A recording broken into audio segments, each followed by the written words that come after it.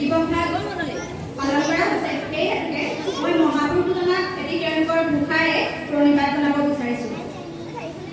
আজি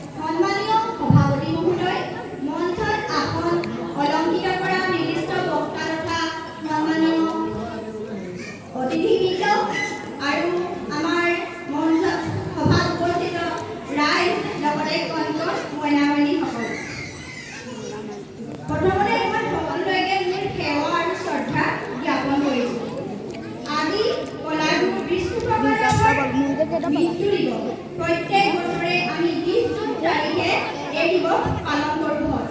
কিন্তু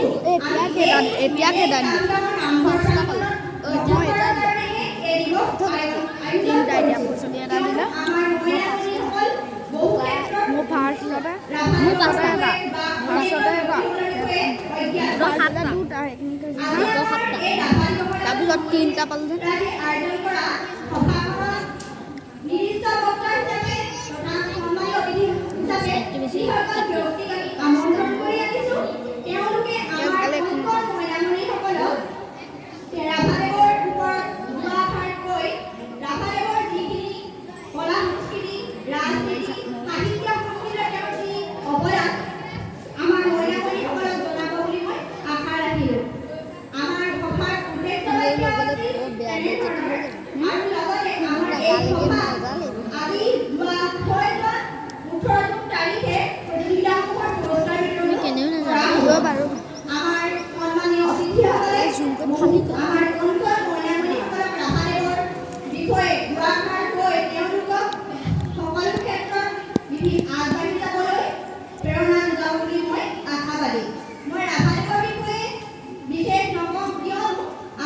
ব্যক্তিসকল উপস্থিত আছে।